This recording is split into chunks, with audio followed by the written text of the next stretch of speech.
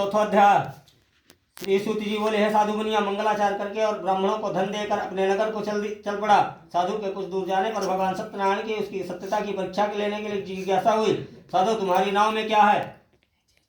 तब धन में बदचूर होकर महाजनों ने अवहेलना पूर्वक हंसते हुए कहा, दंडी क्यों पूछ रहे हो? क्या धन द्रव्य लेने की इच्छा है? हमारी नाव में तो बेल पत्ते आदि भरे हैं। ऐसी निष्ठुर वाणी सुनकर तुम्हारे वचन सत्य हो, ऐसा कहकर दंडी सन्यासी को रूप धारण किए हुए भगवान दूर कुछ जाकर समुद्र के समीप बैठ गए। दंडी के चले जाने पर नृत्य क्रिया करने के पश्चात उतराई हुई अर्थात जल में ऊपर की ओर उठी हुई नौका को देखकर साधु अत्यंत आश्चर्य में पड़ गया और नाव में लता और पत्ते आदि देख मूर्छित हो जमीन पर गिर पड़ा।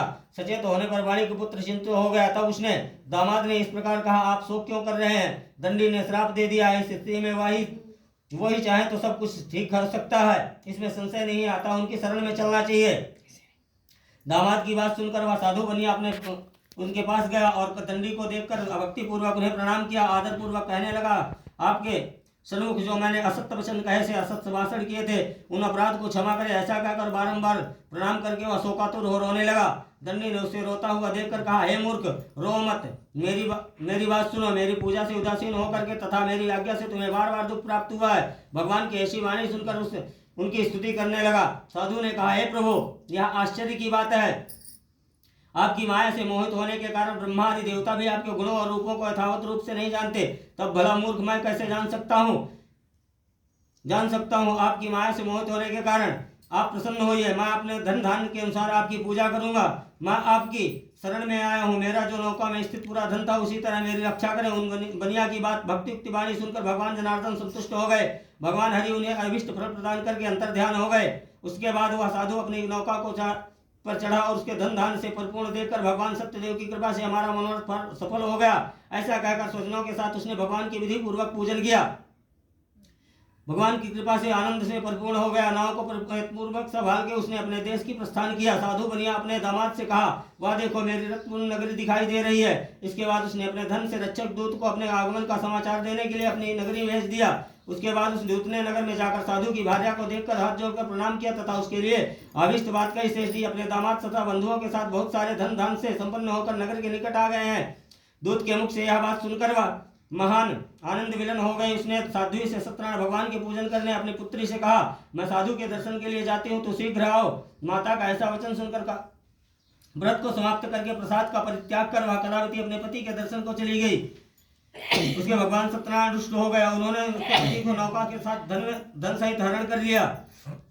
इसके बाद कलावती कन्या अपने पति को न देखकर महा शोकातुर रोने लगी, पृथ्वी पर गिर पड़ी। नाव का आदर्श तथा कन्या को अत्यंत दुखी देखकर भयभीत मन में साधु बनिया ने सोचा, यह क्या आश्चर्य हो गया। नाव का संचालन करने वाला भी सभी चिंतित हो गए। तदंतर वह लीलावती की कन्या को देखकर विलाप करने लगी। अत्यंत दुखी हो अपने पति से इस प्रकार बोली, अभी नौका के साथ वह कैसे लक्षित हो गया।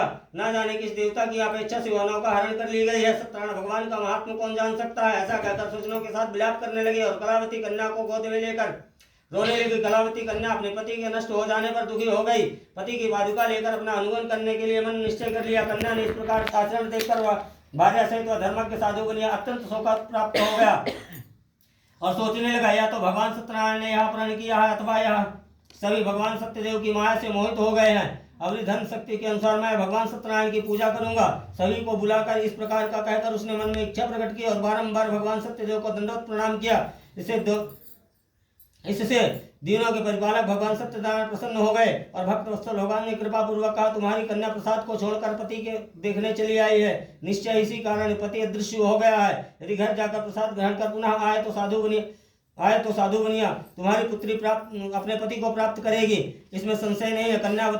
कलावती की आकाश मंडल में ऐसी वाणी सुनकर शीघ्र ही घर गई और उसने प्रसाद ग्रहण किया। पुनः आकर स्वजनों तथा अपने पति को देखकर कलावती कन्या ने अपने पिता से कहा, अब तो घर चलो, विलंब क्यों कर रहे हो। कन्या की बात सुनकर वाणी के पुत्र संतुष्ट हो गया और विधि विधान से भगवान सत्यनारायण का पूजन करके धन तथा बंधुओं के साथ अपने घर गया। तदंतर पूर्णिमा तथा संक्रांति पर्व पर भगवान सत्यनारायण का पूजन करते हुए इस लोक में सुख भोग कर अंत में वैकुंठ लोक को चला गया।